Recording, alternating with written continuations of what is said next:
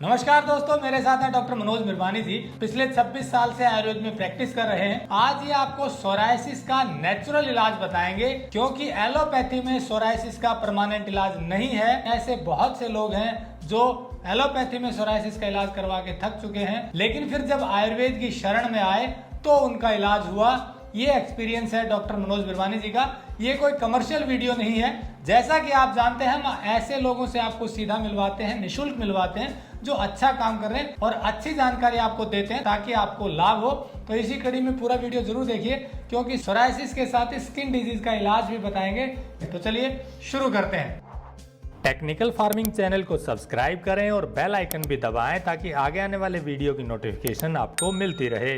Doctor साहब, सबसे पहले तो ये बताइए कि सोरायसिस क्या बीमारी है और इसके लक्षण क्या होते हैं, फिर इसके कारण और ट्रीटमेंट की बात करेंगे। सोरियासिस एक ऐसी बीमारी है कि जब रोगी की जो स्किन है वो ऐसी स्किन हो जाती है कि जैसे मछली आपने देखी होगी, मछली के ऊपर जो स्केल्स होते हैं उस तरह की स्केलिंग वाली जो स्किन है वो होती है। उसमें सिल्वर कलर की जो डैंड्रफ है वो झड़ती है। जो नॉर्मल सिर का डैंड्रफ होता है वो होता है वाइट, पर जो सोरियासिस का डैंड्रफ है वो होता है सिल्वर कलर का। ये शुरू हो सकती है आपके सिर से, ये शुरू हो सकती है आपके नेल से, ये हो सकती है आपकी कोहनियों से, या जो अंडरगारमेंट एरियाज हैं वहाँ हो सकती है। पर होता क्या है, इसमें सबसे ज़्यादा होती है ईचिंग, और ईचिंग इतनी भयंकर होती है कि स्किन पहले लाल होगी और ईचिंग करेंगे तो और लाल होगी और वहाँ से पानी निकलना शुरू होगा और बिना कुछ किए भी अपने आप डैंड्रफ झड़ना शुरू होगा। ये इतनी यूँ कहिए कि ऐसा इंप्रेशन दे दिया गया है कि इसका ट्रीटमेंट नहीं है, तो उससे पेशेंट की अवस्था, मानसिक अवस्था भी एक भयंकर स्थिति में पहुंच जाती है। अब कारण की बात करते हैं। ये जो सोरियासिस है ये स्किन का रोग है, पर स्किन में आता तब है जब ये ब्लड में टॉक्सिन्स का लेवल खूब बढ़ जाता है, और ब्लड में भी आता है जब लीवर में टॉक्सिन्स का लेवल क्रॉस कर जाता है एक लेवल से, तो ये सोरियासिस फिर स्किन पे दिखाई देती है। कि जब हम विरुद्ध आहार का सेवन करते हैं, विरुद्ध आहार की कुछ कैटेगरी में आपको बताना चाहूँगा कि जैसे आप दूध के साथ नमक मिला दें या नॉनवेज के साथ क्रीम दूध का सेवन कर लें, उसके साथ साथ आप जंक फूड ले लें, बर्गर है, आपके ब्रेड्स हैं या कोल्ड ड्रिंक्स हैं या मीट है, अंडा है, इस तरह के जो भोजन आप यूज़ करते हैं जो आपकी प्रकृति को सूट नहीं करते, जो आपके लीवर पे जाके लोड डालते हैं और लीवर में टॉक्सिन्स को डिपॉजिट करने के बाद जब वो घड़ा भर जाता है, लीवर फुल हो जाता है टॉक्सिन से, और वो फिर ब्लड में जाके स्किन के नीचे जाके डिपॉजिट होता है, और वो स्किन से जब बाहर निकलना शुरू होता है तो वो एक कारण बनता है सोरियासिस का। इसी तरह स्किन डिजीज भी के कारण भी विरुद्ध आहार और गलत दिनचर्या या लाइफस्टाइल है।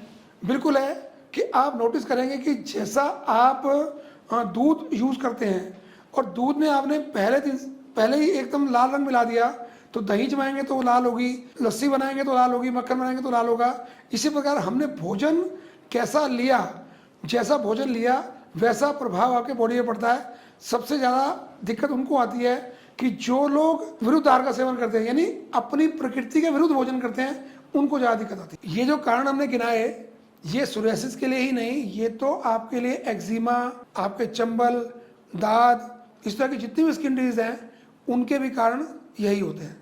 तो प्रकृति की बात आपने की, मोटा मोटी 3 तरह की प्रकृति है, उसी के अनुरूप आहार लेना जरूरी है। मतलब उसके विरुद्ध लेंगे तो भी दिक्कत आ सकती है। जैसे पित्त प्रकृति का व्यक्ति है और वो मिर्ची ज़्यादा खाएगा, यानी पहले ही उसके अंदर गर्मी ज़्यादा है और मिर्ची ज़्यादा खा रहा है या चटनी सॉस वगैरह ज़्यादा खा रहा है, तो उसको जल्दी रक्त की बीमारियाँ होंगी, स्किन की बीमारियाँ उसको जल्दी होंगी। जैसे कफ प्रकृति का व्यक्ति है वो बड़ा कूल एंड काम होता है, शांत होता है, पर यदि वो पित्त की चीज़ें ज़्यादा खाएगा, यदि नमक का उपयोग ज़्यादा कर रहा है वो, तो कभी ना कभी तो वो लेवल एकदम रेज करेगा और वो स्किन में आएगा। वात प्रकृति के जो लोग हैं वो ड्राई होते हैं, उनका शरीर बहुत पतला होता है, और वो तो जैसे ही उनको कुछ मिलेगा, गर्म या ठंडा जो भी मिलेगा, उसका तुरंत प्रभाव होता है। और आज का जो लाइफस्टाइल है वो नॉन लिविंग थिंग्स यानी जंक फूड और बाहर का खाना खाने की ज़्यादा टेंडेंसी है, तो उनको स्किन डिजीज बहुत जल्दी होती है। उनके स्किन पे एक ड्राइनेस, सबसे पहला सिम्टम आएगा ड्राइनेस, वाइट स्केलिंग शुरू होगी, उनके ऊपर से कीड़ियाँ चलनी शुरू होंगी, और बाद में बढ़ते बढ़ते वो एक्जिमा, सोरियासिस, दाद और चंबल, इस तरह की जो बीमारियां हैं स्किन की वो होनी शुरू होंगी, सिर में डैंड्रफ होना शुरू होगा। तो हमको इन विरुद्ध आहार से बचना चाहिए। तो विरुद्ध आहार करने के कारण ये सारी स्किन डिजीज आपने बताया और अंत में सोराइसिस जो हो जाता है। अब बात करते हैं कि क्या खाना चाहिए जिससे कि नेचुरल तरीके से आपने शुरुआत में कही कि ठीक होने की संभावना बढ़ जाती है, तो वो बताइए दर्शकों को क्या अवॉइड करें और क्या खाएं। देखिए, सबसे पहली बात तो ये है कि जब आयुर्वेदिक डॉक्टर के पास आप जाते हैं या मेरे पास आते हैं या हम बात करते हैं, तो पहला तो आपको जानना, या हम मेरे पास नहीं भी आ रहे तो आप खुद को जानिए कि आप अपने जीवन में कहाँ कहाँ क्या गलती कर रहे हैं। पहली बात, यदि वो जान लेंगे उसके बाद उस लाइफस्टाइल को चेंज करिए। अपने लाइफ में ऑक्सीजन इनटेक बढ़ाइए, सबसे आसान काम। उसका तरीका क्या है? दोनों हाथ छाती पे रखे, लंबा सांस। ऐसा यदि आपने दिन में 100 बार कर लिया, सुबह सुबह कर लिया, डेंस ऑक्सीजन अपने अंदर ले ली, तो अंदर जो टॉक्सिन्स हैं वो बर्न हो जाएंगे और वो टॉक्सिन बाहर निकल जाएंगे। एक दूसरा काम क्या है कि मैक्सिमम डॉक्टर ये बोलते हैं कि दूध पीने से सोरियासिस बढ़ती है। मैं आपको पिछले 16 साल का आजमाया हुआ एक तरीका बता रहा हूँ, आप घर पे करके देखिएगा और आपको रिजल्ट मिलेगा। दूध, उसके साथ घी और बिना नमक की चपाती, इसको 15 दिन आप सुबह दोपहर शाम करके देख लीजिए। आपकी सोरियासिस यदि कितनी पुरानी भी है तो 15 दिन में आपको रिजल्ट दिखना शुरू हो जाएगा। एक दूसरी बात, अपनी डाइट में फ्रूट बढ़ाइए, अपनी डाइट में पानी बढ़ाइए, अपनी डाइट में आप जो नेचुरल चीज़ें हैं उनको बढ़ाइएगा, तो बिल्कुल सोरियासिस ठीक होती है। ये डॉक्टर साहब आपने दूध घी की बात की, ये एक बार दर्शकों को फिर बताइए कि कैसे, मतलब दूध के साथ रोटी बिना नमक के खाएंगे और घी लेंगे तो उससे फर्क पड़ेगा।